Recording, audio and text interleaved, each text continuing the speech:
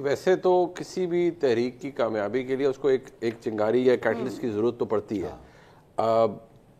उस लिहाज से देखा जाए तो चीनी के ऊपर अगर प्राइस ऊपर जाती है तो ये भी एक वजह है, पेट्रोल की कीमत ऊपर जाती है तो ये भी वजह है। लेकिन जिस तरह की तहरीक या जो उसका हदफ है, हदफ तो ये ना कि खान साहब बाहर निकले, मेरे ख्याल में इस तहरीक का सबसे पहले, और मेरे ख्याल में बाकी जो मुतालबात थे वो तो चीज़ें के लिए मैंडेट और वो चीज़ें वो तो चले अब पीछे है ना। सबसे बुनियादी तो ये है कि इमरान खान साहब बाहर निकले।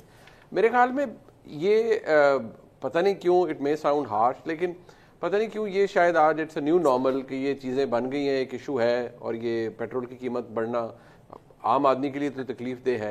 लेकिन क्या इस तकलीफ के ऊपर तहरीक इंसाफ कैपिटलाइज कर सकती है बहसियत सियासी जमात के? क्योंकि देखिए इस वक्त अगर तो आज मैंने देखा कि लीडर ऑफ द ऑपोजिशन ने एक ट्वीट किया है कि जी इन्होंने जुल्म कर दिया है, मुझे पता था ये लोगों को लूट खाएंगे पेट्रोल प्राइस के ऊपर, पीडीएल के ऊपर।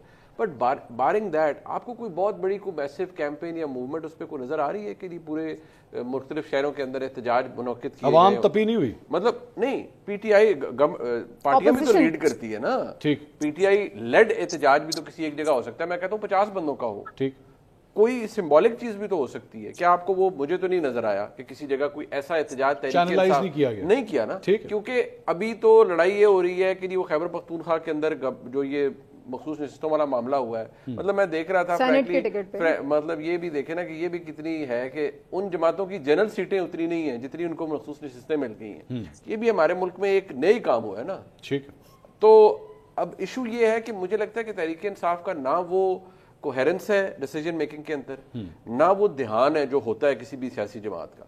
इस वक्त लड़ाई है मुख्तलिफ ग्रुप्स की, मेरे ख्याल में नंबर ऑफ टाइम्स आप रिपोर्ट कर चुके हैं, और कि वो कौन मैं तो गिनती भूल गई, मैंने गिनती भूल गई है ना, कितने ग्रुप हैं, कितने ग्रुप है और कौन, और रोज रात को आपको एक नई चीज पता चलती है, आज फलाना फलाने की टांग खींच रहा था।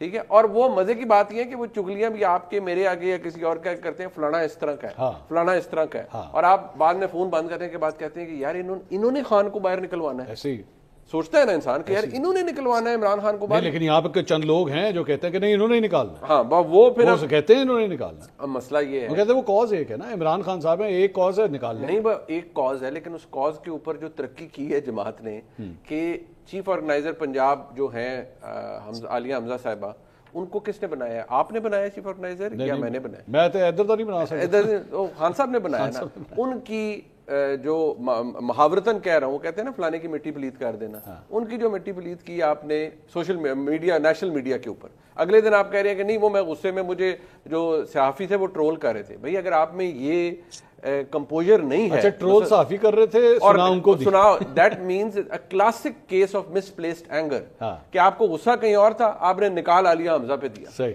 और at the end of the day Mansoor sahab, आपने किसी को अपने, वो कहते हैं ना यू लीड बाय एग्जांपल।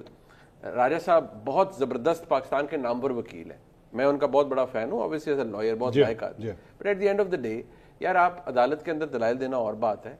जब टेस्टिंग डे था 24 और 26 नवंबर का, आप गाड़ी में से यूं एक फुटेज बनाते हैं और आप निकाल देते हैं, आप कहते हैं नहीं वो देखें हम खड़े में। यकीन माने मैं हैरान था, मैंने कई बड़े रिस्पॉन्सिबल पुलिस वालों से पूछा, मैंने कहा कितने बंदे निकले? मैंने कहा इसी वेले खलोते रहे सारा दिन, कोई पीटीए तो बंदा ही नहीं निकला।